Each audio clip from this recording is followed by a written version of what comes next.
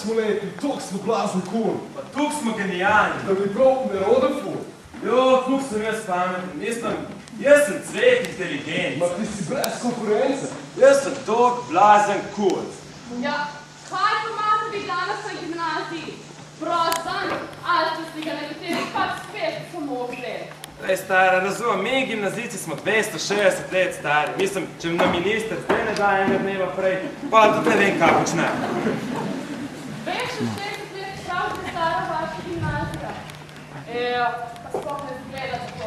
Mislim, šola je bila obnovljena. Novo mesto, to staro šolo. Ja, pa poglejmo. Novo mesto v drugi polovici 18. stoletja zaznamuje stiska in revščina. Trgovina in obrt upadata, saj se je ta zaradi ustanovitve Karlovca speljala do Novega mesta na Žužemberk in Dvor, Daljo, Metliko in Karlovec. Prav tako v Karlovec preselijo vojaška skladišča in urade z vojaščino vred. Da pa sta bili stiska in revščina še večji, so poskrbele razne bolezni. Najpogosteje kuga, ki je rečila prebivalstvo. Prav zato so meščani pogosto prosili cesarja Karla VI. In cesarico Marijo Terezijo, da jim pomagata iz stisk, v katerih se niso znašli po svoji krivdi.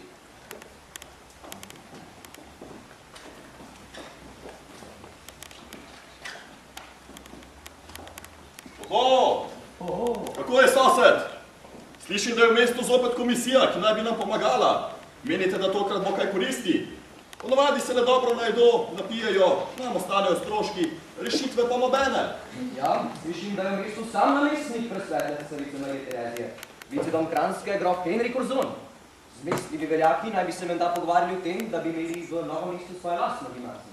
Ta misel se mi sploh ne zdi slaba.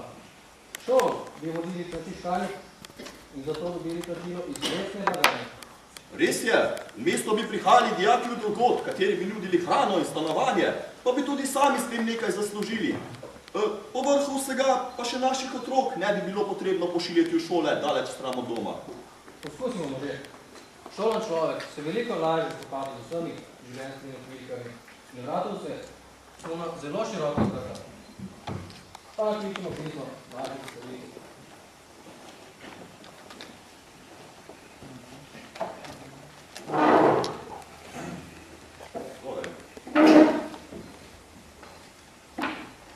Najponižneje in na kolenih prosimo cesarico Marijo Terezijo, da nas usliši in blagovoli ustanoviti v Novem mestu 6 latinskih šol, od 1. do vključno 6. Tukajšnjim patrom frančiškanom pa milostno zaukaže, da prevzemo to breme pouka na svoja ramena proti pripadajočemu letnemu plačilu. No, lahko še napišeš, da bi gimnazija koristila mnogim meščanskim otrokom, ki so obdarjeni z dobrimi talenti, pa zaradi pomankanja denarja ne morejo uresničiti svojih teženj po študiju. Gimnazija bi koristila tudi plemstvu, posebno revnejšemu, tako zaradi bližine, kakor zaradi manjših stroškov. Koristila bi tudi Metličanom in Črnomalcem, pa tudi Karlovčanom in Hrvatom, ki bi pošiljali svoje otroke v uk, v Novo mesto. No, na koncu lahko napišemo, naj nas še oprostijo, daje mostnine za mošče s Krko. Saj ni od njega nobene koristi. Stroški za popravilo pa se. Pa se Marija Terezija s tem strinjala? Ne pozabim na piko.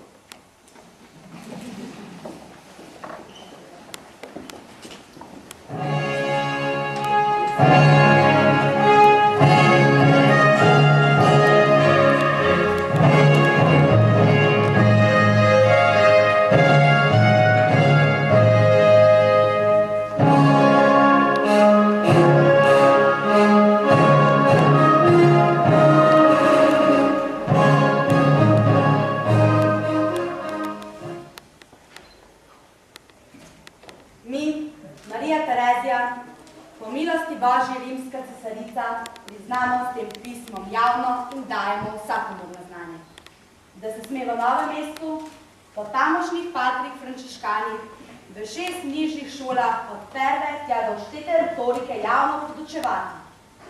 Nato so nas najpokorneje prosili, da bi jim mi, kot vladajoča kraljica, gospa in dedna deželna kneginja, tako osnovani študij z ravno tistimi svoboščinami, ki jih imajo druge takšne dežele v naših avstrijskih dednih deželah obstojoče gimnazije, prav tako milostno dovolili.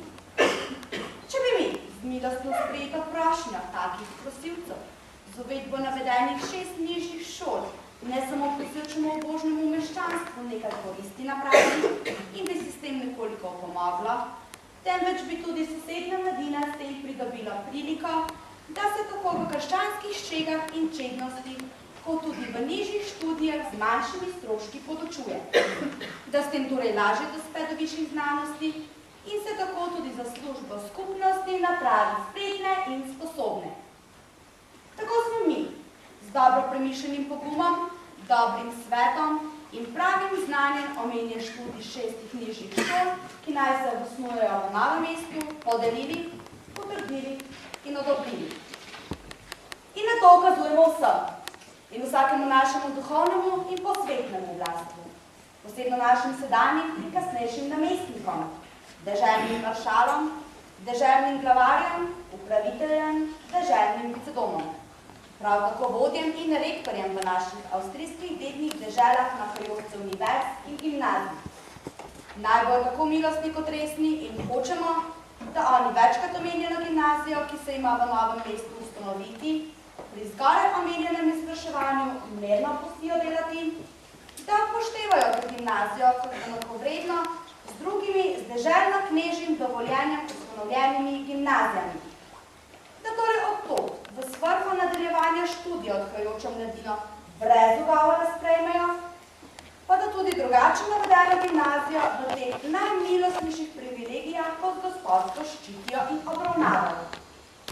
Da jih tudi sami nič ne silijo ali otežkočajo, pa da tudi ne dovoljujejo, da bi to storili drugi.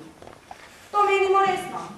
V dokasto pismo, zapečateno z našim cesarskim, kraljevim in nadvodvodskim pečatom privešenim. To je dano v našem mestu Dunaju, dne 8. avgusta 1746. našega vladanja v 6. letu.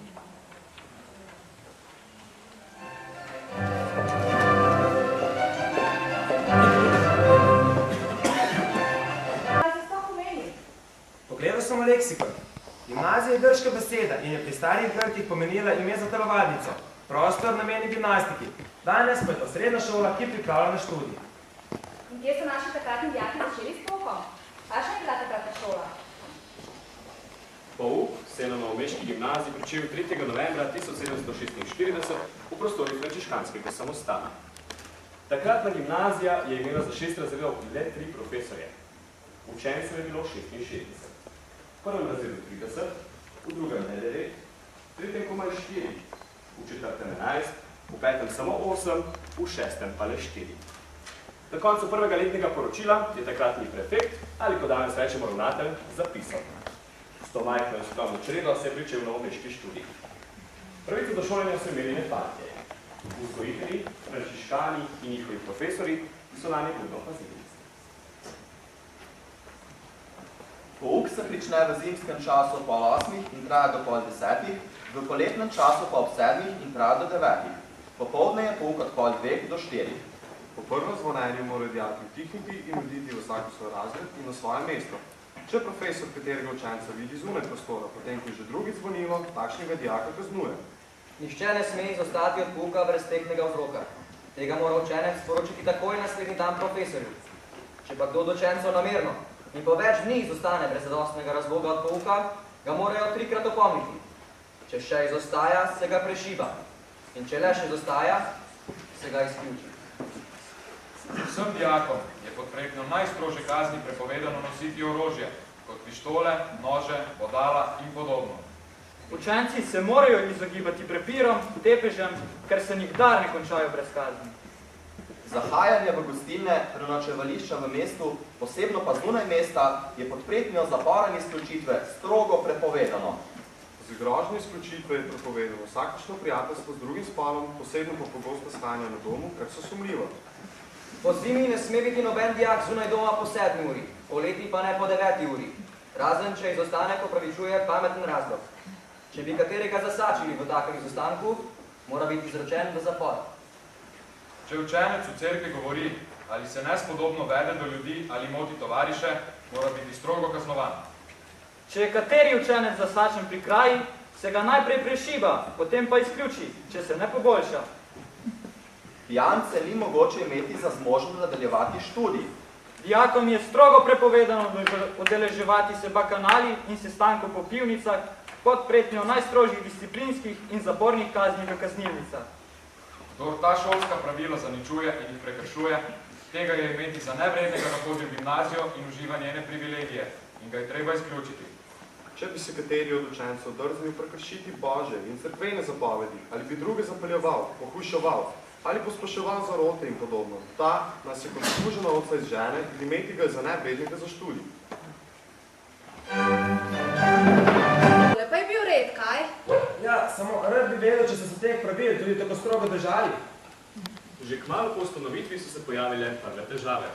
Po Novem mestu so se namreč zbirali dijaki iz različnih krajev. Zaradi pretepanja in poročevanja, pa tudi laži in ponarejanja, so izključili kar nekaj dijakov.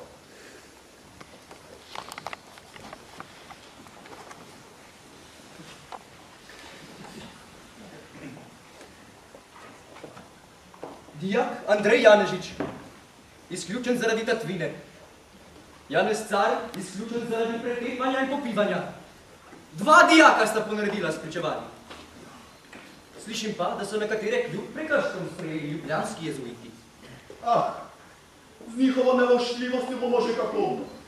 Bolj me skrbi mestni sodnik in njegovi svetnik. V pogodbi namreč piše, da nam bodo prispevali 300 goldinarjev in 12 funtov mesa. Pa ni tega denarja od nikode. Bomo ta denar sploh lahko izterali. Hoteli so šolo, sedaj pa so vse breme brezbrižno priložili na naša ramena.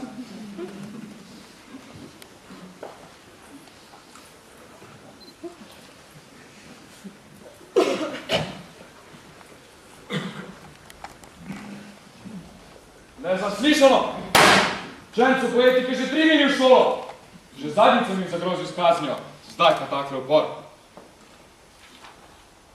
Gospod profesor, najponižneje vas prosimo, da nas sprejmete nazaj v šolo.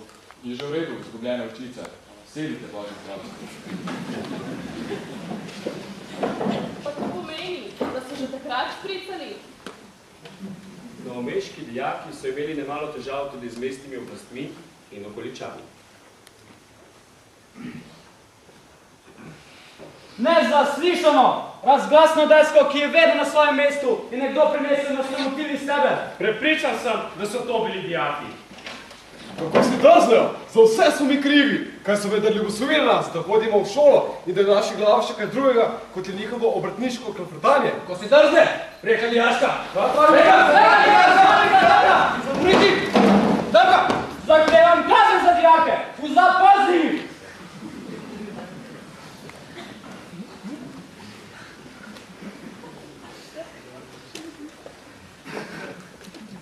Ni prav, kako sta mestni sodnik in okrožni glavar ravnala z našimi dijaki.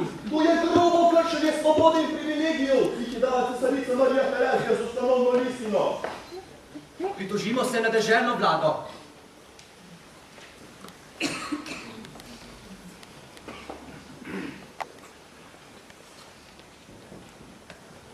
Patri frančiškani so se pritožili in državna vlada je poslala v kor tako mestnemu sodniku kot okrožnemu glavarju, ter jo pozvala naj se vedeta mirneje in pohlevneje. Patri frančiškani niso svojih dijakov nikoli in nobeni stiski pustili na cedilu.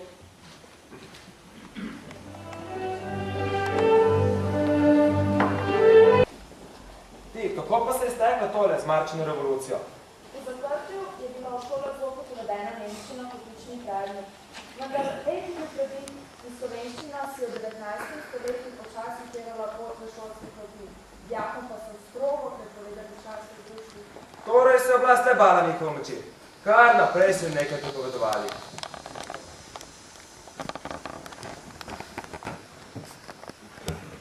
V 19. stoletju pa so bile pomembne tudi druge reforme. V šolskem letu 1848-49 je novomeška gimnazija iz 6. razredne postala 8. razredna. torej nižja in višja gimnazija. V tistem času pa je šolo pestila tudi huda finančna stiska, vendar jo je k sreči iz nje rešil ljubljanski škof Volk. Leta 1870 pa je gimnazija postala državna. Torej niso več vodili frančiškani?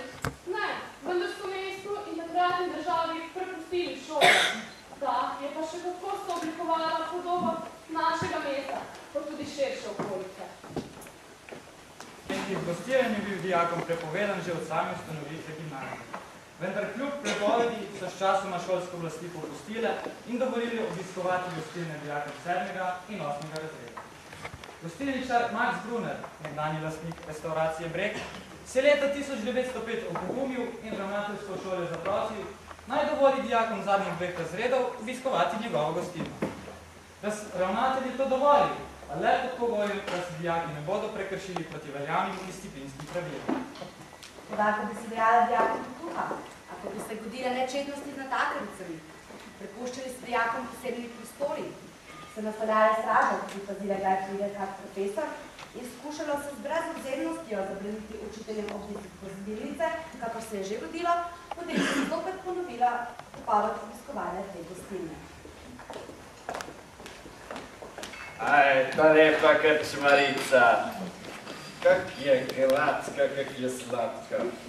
Ona ima bujne grudi. Ona ima lapo zdrav. Bravo, sošolec. Bravo, Peter, bravo. Daj, da vinco lepo točajka.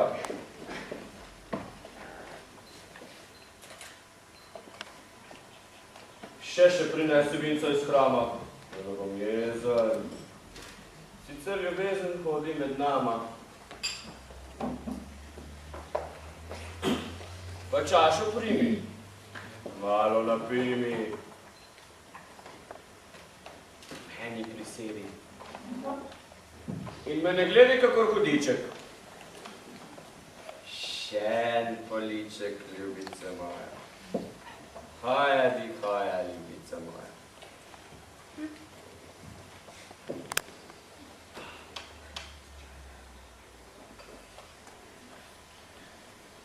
Jaz pa sem mislil, da si ti name že pozabila, da te sem mislil drugi objame. Hajadi, ljubice moja. Dovolj, Bokete, pazna je že ura, domov bo treba. Prak vzemi te venura, kaj bo šel skoraj spat. Kada je? Boži, da res majšli.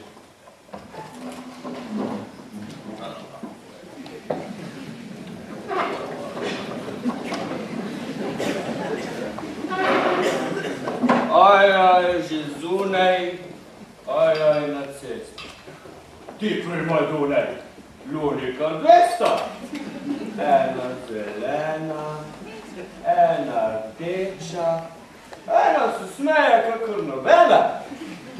Lica široka, usta še večja. Hajadi, ljubica moja. Hajadi, ljubica moja.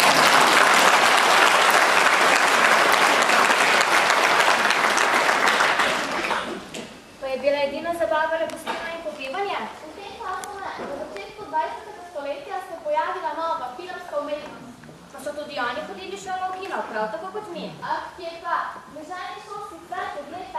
januarja 1910 izdal okrožnico, v kateri je pisalo: obisk kino predstav je dijakom strogo prepovedan. Lastniki kinematografov lahko prirejajo za dijake primerne in računsko oblasti cenzurirane predstave le v posebnih dnevih in takrat, ko ni pouka. Vsaka filmska predstava mora imeti odobritev upravne in šolske oblasti. Lastniki kinematografov morajo dati za vsako predstavo eno prosto vstopnico za člana profesorskega zbora, da ta lahko nadzira dijake. Leta 1910 pa se je začela uresničevati tudi večletna zamisel o zgradnji novega poslopja tega, v katerem smo še danes. Zidali se ga od septembra 1910 do septembra 1912. Torej se je šolsko leto 1912-1913 že pričelo v novem poslopju. Pa še nekaj. V šolskem letu 1908-1909 je gimnazijske klopi sedel v prvo let. Danes pa je na gimnaziji kar 70% deklet. Kako me se to razlagamo?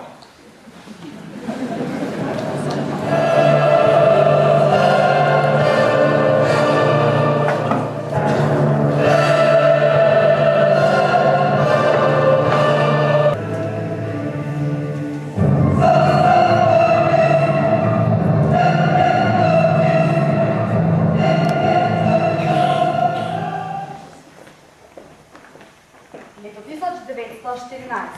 Prva svetovna vojna. Največja morje dotlej.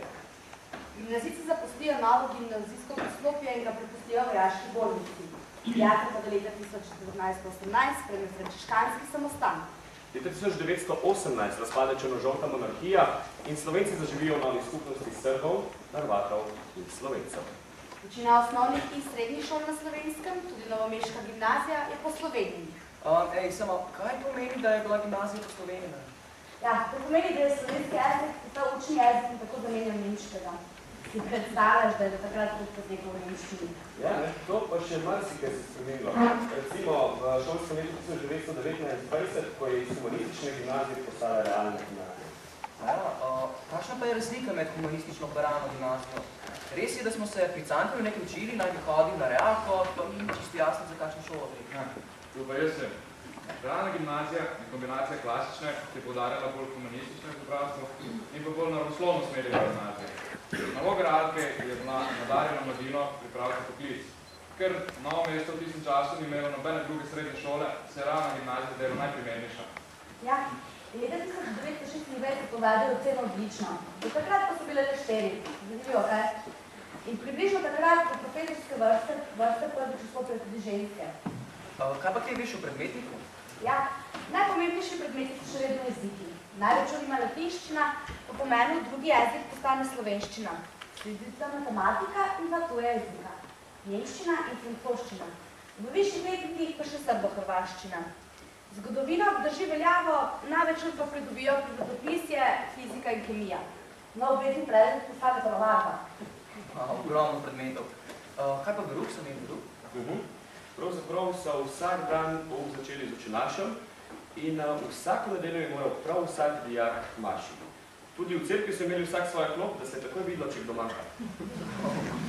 Težka šola. Zdi se mi, da so pri naših medijih strašno resni, da so se samo učili. Ne, je pa. Imeli so se več krožkov, znali pa so se tudi zabavati. Takrat so mesto delovali kar 3 kinodvorane, ampak predstave za odrasle in za mladino so bile posebej. Toda, da ne bi pomislil, da so bile predstave za dijake v koncu tedna. Pomislite, po ponedeljki so bile. Posebno všečnost pa je predstavljal nogomet. Učiteljski zbor je večkrat razpravljal o tem, kako imeti aktivnosti in društvo Elan, se bali, da bodo žogobrci preveč popustili v šoli in da bodo žogo zabijali le slabši dijaki.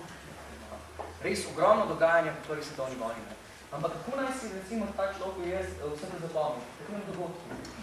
Ja, morda tako kot širši slovenski prostor, pa tudi novomeščani, po novomeški pomladni, leta 1920. Novomeški pomladni, kaj pa se je dogajalo, da je bilo kaj vezano na pomlad? Ne, pravzaprav so novomeško pomlad poimenovali slikar oziroma literarne slikarske glasbene prireditve, ki so jih organizirali gimnazijci in z njimi nekako prinesli pomlad v provincialno mesto. Z njimi so tudi izražali odpor do malomeščanstva, velikovih navad, vrednot in mislene negibnosti. Da ne boš mislil, tudi šolo so občutili progresivo in nekako predstavili odporni in proti rok. Ti pa veliko veš novomeški pomladi. Ja. Ti sploh ne veš. Učili smo se po slovenščini v 3. letniku. Počakaj, da zrasteš. Smo visoki. Da še najvidnejše gimnazice novomeške pomladi nam predstavi.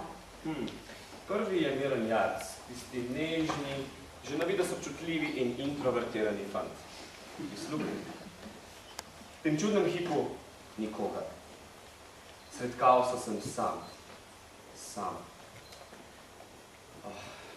Zakaj sem se izločil? Iztočil iz neskončnih temin. Zakaj? Vaha.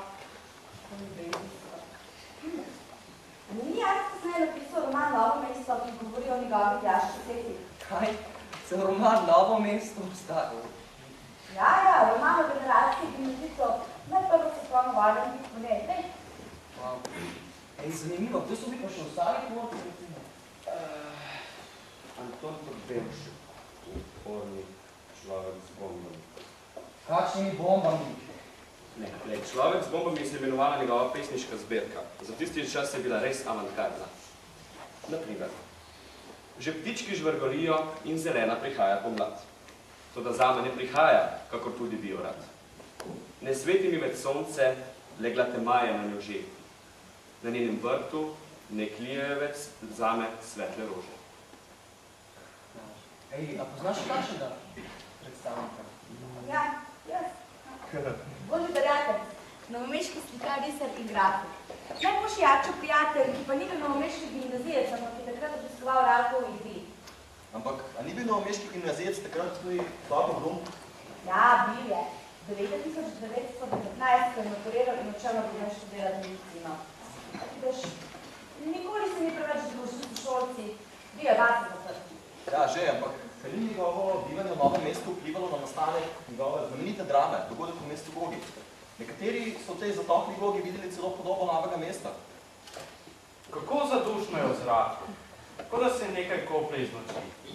Nekaj se je moralo zgoditi. Po žveplu in dimu je disalo vso noč. Sam vrak je brusil kremplje to noč po mestu. Res, zanimivo, kaj so vse počeli naši dijaki po prvi svetovni vojni. Kako so bili v bistvu ustvarjani in zverni, ne? Seveda pa ne smejo pozabiti na našega olimpionika, Leona Štuklja, ki je takrat telovadil v novomeškem Sokolu.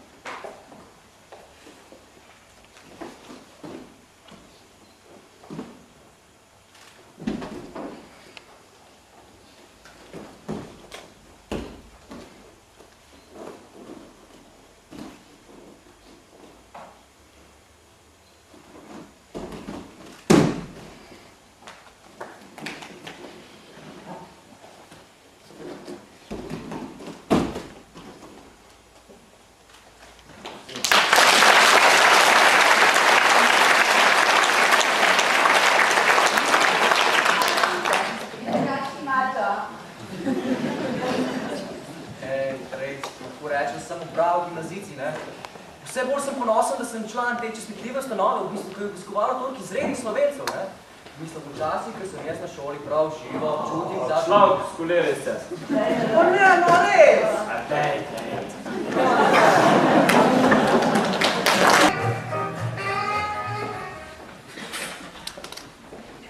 6. januarja 1929 je bila uvedena diktatura. Sledijo krizna 30 leta, tako v gospodarskem, političnem in nacionalnem smislu. Posledice diktature so se čutile povsod, na vseh področjih in tudi novomeškim gimnazijcem so bile ukrenjene številne svoboščine.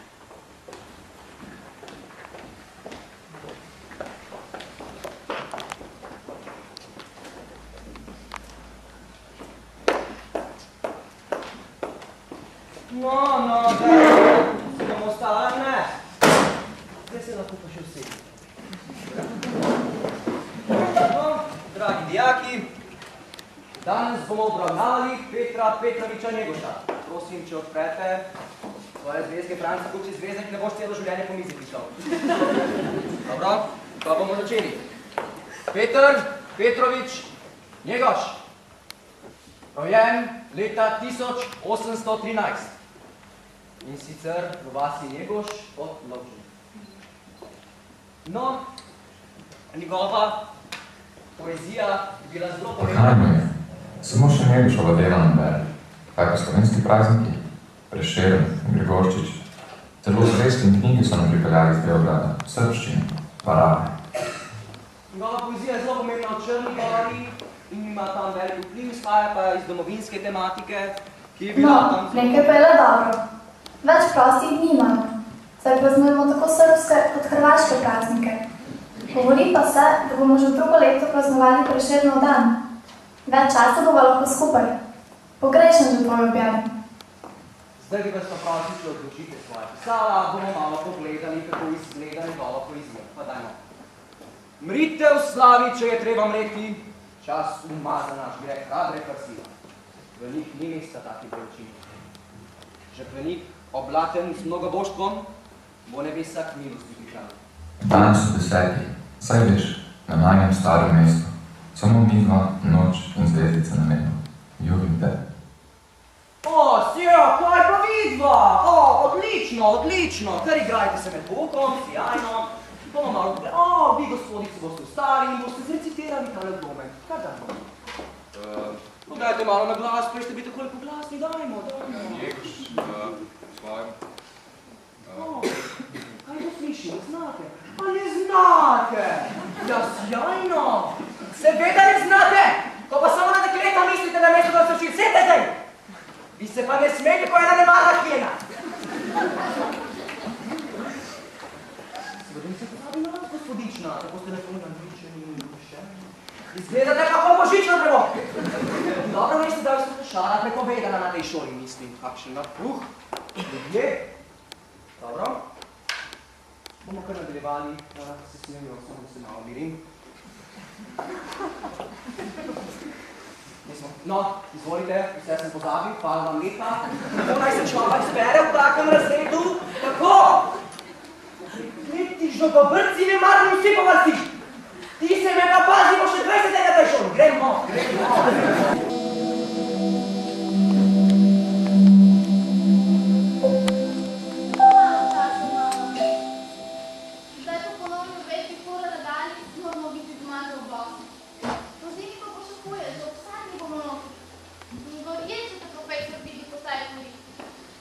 Na šoli se vse obrnimo na slabše. Tako da ni dovolj že tragedija, prejšnji trije drugošolci tonili v Krki.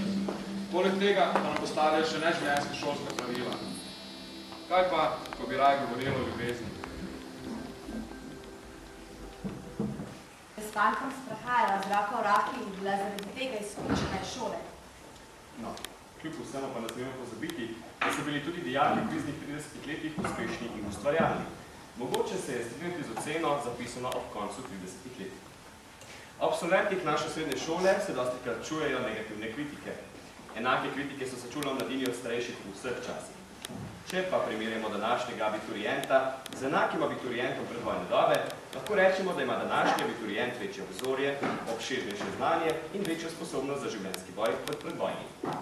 V tem smislu vpliva na šport, čitanje dnevnega časopisja, kino, radio in tako dalje. A jim ga je mogoče iztrgati, ko pa tvorijo bistven del našega današnjega življenja? 1945 je zopet prelomno. Slovenci živimo v novi Jugoslaviji. Ob številnih spremembah na vseh področjih tudi šolstvo doživi marsikatero spremembo. Prva je popolnoma odpravljena šolnina. Po tej katoliški ideologiji je bilo odvzeto prvenstvo.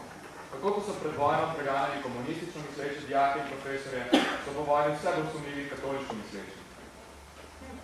Na gimnaziji se zamenja predvsej ljudi.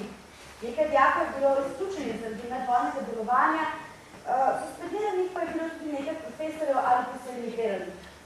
Prvo leto po vojni na gimnaziji deluje tudi partizanski razred dijakov, ki so bili aktivni v partizanski vojski. No in prvo pravo slovensko ministrstvo za prosveto izda odredbo, da vsakega, ki jih na gimnaziji uči, imenujejo tovariš profesor. Velike spremembe doživi tudi predmetniki, odpravljeni v RU. V višjih letnikih uvedajo predmet vojaška vzgoja, kasneje se predmet preimenuje v obramba in zaščita. Uvedena je tudi tehnična vzgoja s praktičnim delom proizvodnji. Tem so naši dijaki vse bolj obremenjeni, saj glavni predmeti obdržijo približno enako vse. Obravnavanje literature pri slovenščini je vse bolj ideološko. A kljub samo je znanje dijakov, ki prihajajo na študij z novomeške gimnazije na visoki ravni. O tem priča tudi zapis profesorja Jožeta Škurca, ki se svojega študija na slavistiki spominja takole. Najbolj zadovoljen sem bil, da mi prvega pol leta ni bilo treba delati jezikovnih vaj pri tabli. To je bilo veliko priznanje šoli, s katere sem prišel, predvsem pa učiteljem.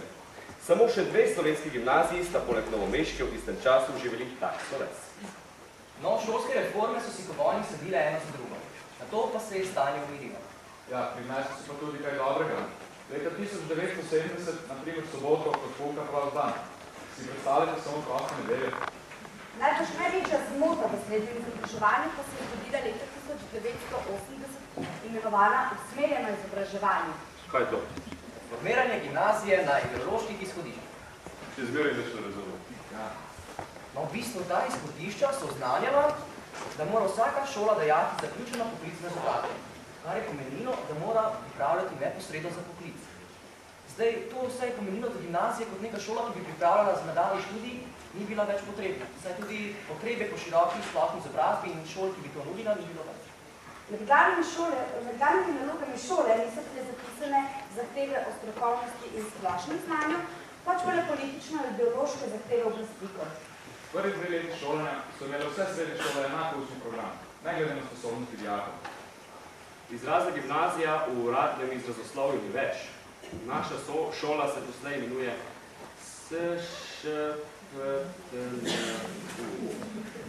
Srednja šola pedagoških in tehnično-naravoslovnih usmeritev.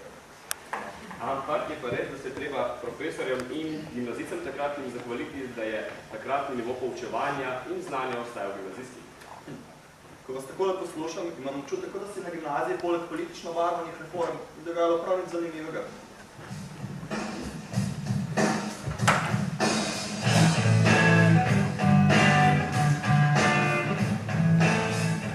Seveda se je, pa še koliko. Ti sploh ne veš. Kljub temu, da so imeli dijaki in kup težav, so bili še vedno polni vzgona in zahovanj, pa tudi iz zahoda prihajajo se več vpliv. Na šoli je živelo bogato kulturno in športno življenje. Organizirali so razne ekskurzije, poglede kulturnih prireditev in pa športne teme. In pa tekmovanja in pa dobre rezultate. In pa svili dogodke, med drugim dramski, filmski, prav naša. Ali se te mi zdi, da podajaš letošnjo obvestilo o izberi vsebina? Ne. Slušaj, najlepši so bili gimnazijski plesi. Na njih so igrali bendi, ki so se kar naprej ustanavljali in razpadali. Ja, sej, kaj je danes kaj drugače? Gimnazijske ljubezni, vaši so se sestali in sredi različni šole in radiatorji. Nekateri profesori so preganjali, večina pa ne. Ej, kaj pa kajenje? To pa je stvar. Menda Atri včasih ni bil zaprt in tako, da so kadilci najprej šli na dvorišče, ampak to so bili samo tisti, ki so od doma prinesli podpis, da lahko kadijo. No, lepo pa je bilo tudi dogajanje v zvezi z maturo. Žal pa tiste tradicije, ko se je začelo šolce, teden pred koncem, tukaj dogajalo bi zanimivo tukaj. Ali bomo mi poskrbeli, da ne bo izumrla?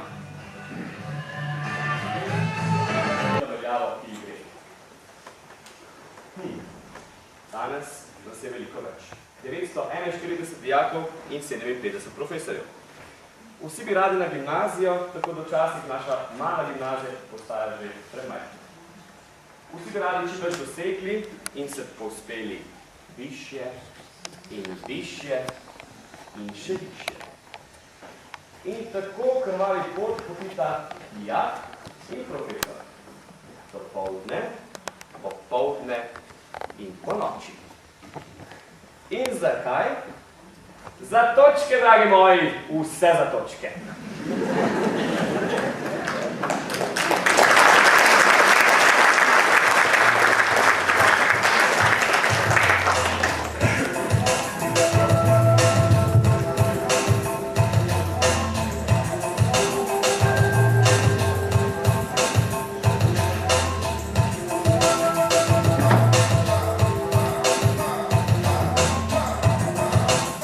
Profesor pa danes svoj dan doživlja takole.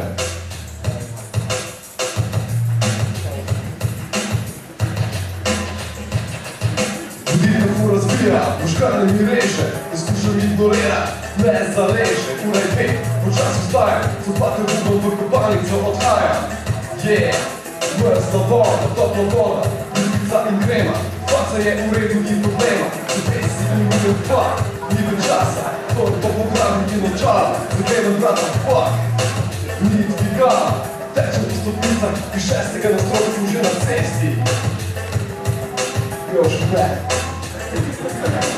Vrš do postaje, ker panika ne daje, šit imam srečo, avtobus že čaka, že berem dan od Jurja, šir pa stotaka, papa malo zadrema, radio poslušam, dijaki klepetajo, upokojen priče dvaja, vi se malo sprostim, dva, smo že dan, velja, vidimo priče, gimnazije smo znani, najprej malo pokuha, po kontrolu pišem, med odmorijo, kar v kabinetu višem, ker ekipa je na plan, sami veterani, klima pa najboljša, kadar smo se zbrani, da se kaj povrne in domov hiti, pozivam na te pametne dogodke, ne bo mladi obravnav.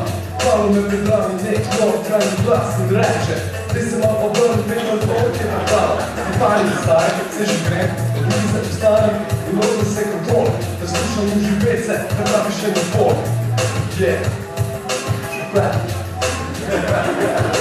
Pa se jih napipa, eni pa kar ne znajo, ti dobijo petke, pizvari pa graje.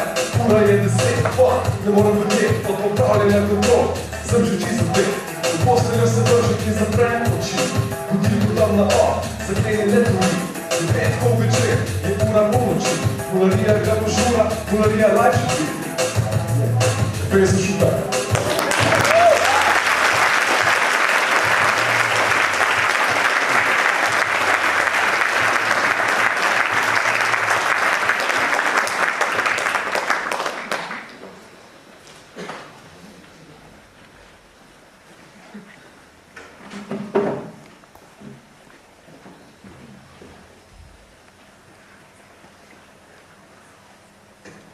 Že 3 dni od skrbi ne more spati.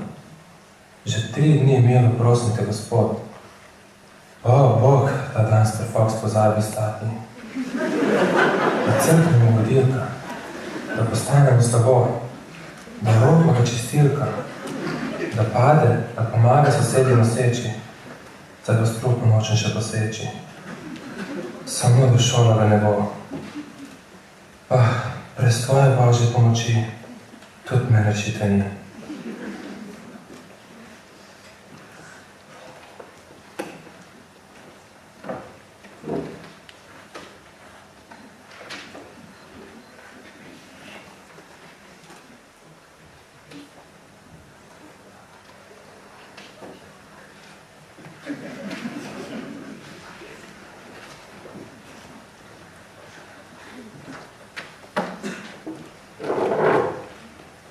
Iz dna srca se obračam na te, Fox. Usliši moj glas. Naj tvoja ušesa slišijo glas moje prošnje. Daj nam milost odvejo, Fox, da bomo z veseljem k tebi hodili. Da se naši starši bodo pomirili in zate še kako če nas molili. Če boš enke deljivo kdo bo vstal? Kam za ljubi kruhek se boš pognal? Bolj ko gimnazici jutranjo kavo pričakujemo od rešenja, Fox. Zakaj pri tebi je usmiljenje? Ti boš nas in naše starše rešil vseh tegob.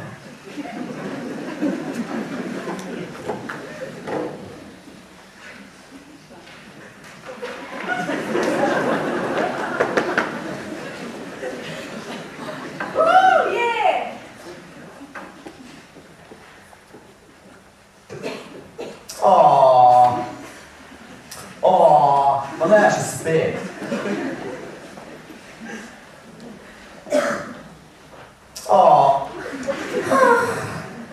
Ljubi me, ne ljubi me. Ja, ljubi me, ne ljubi me. No, zdaj moram odšteti 3. 3 dni sva že skupaj. Shit. Fuck, kaj je to? Skjam bi potegnil, morate. Brez to še sedim, ne? Jaz bi vrajval na čip.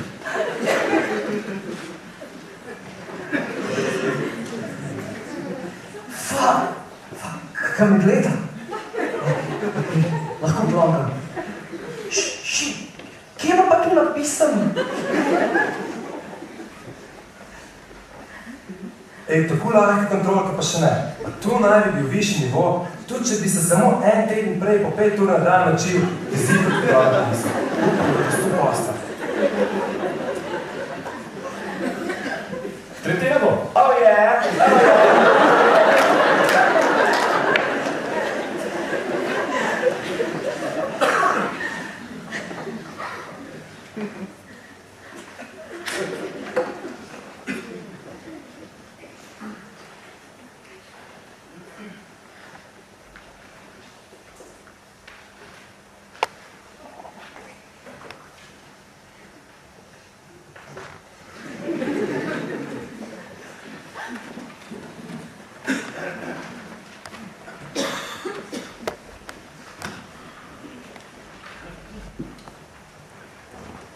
Zlati maturan res ne bom postal.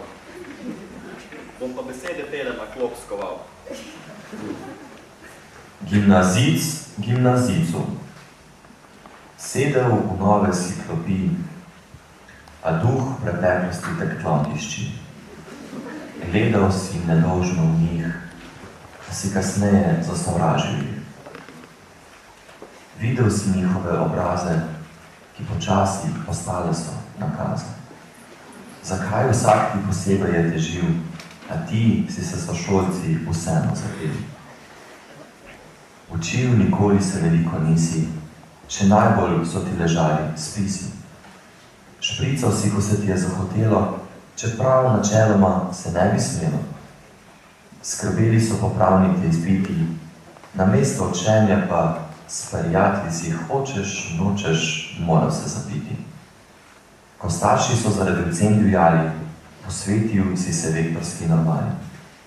Na koncu leta zmeraj si skozi lezel, ker si pred Foxom v rit vezel.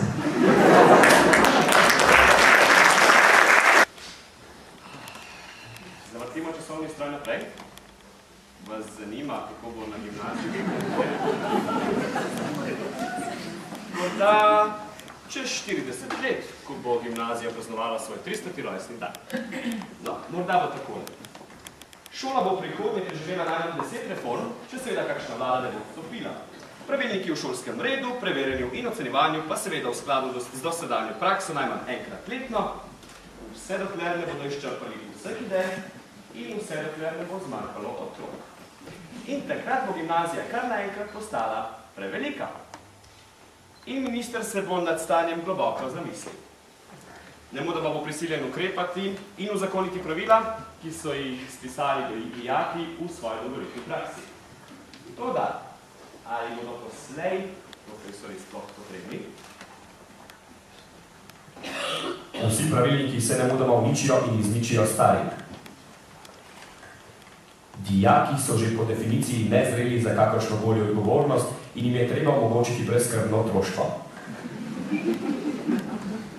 Učitelj naj bo na delovnem mestu prisoten 150%, na voljo po dnevi in po noči, nedelje in praznike, dijakom, ki bi želeli biti preverjani in ocenjevani. V času, ko je učitelj na voljo, naj brezdelno ne postopa okoli, temveč naj se ukvarja z ostalimi nepridobitnimi dejavnostmi, kot na primer presajanje in sajenje rož. Dijaki morajo učitelji hvaliti, čeprav zato nimajo nobenega razloga. Neuspehe pa prikrivati njim, staršem in statistiki. Dijaki morajo v šoli uživati in se brez truda veliko naučiti. Zahtevati od dijaka domače naloge je starokopitnost najhujše vrste. V šoli in gostilni je prepovedano pitje alkohola, kajenje in uživanje drog. Dijaki lahko za te namene uporabljajo posebne prostore v šoli in boljše gostinske lokale. Učiteljem je prepovedano se zadrževati v boljših lokalih, ker tako s svojim zgledom pohujšujejo dijake. Dijaki bodo odslej učitelje preverjali, tehtali in ocenjevali in jih po potrebi tudi izločili. Kakovost, trajnost in uporabnost znanja je drugotnega pomena. Bistvo učiteljevega dela ni delo v razredu, ampak v birokratskih sferah. Njegov prednostni cilj je priprava dijakov na tipsko reševanje nalog, za kar je potrebno čim manj razmišljanja, saj jih bodo le tako dobro pripravili na eksterno preverjanje znanja ob koncu šolanja. Če rezultati preverjanja ne bodo dobri, morajo učitelji pač popraviti točkovnike in razveljaviti kakšno nalogo.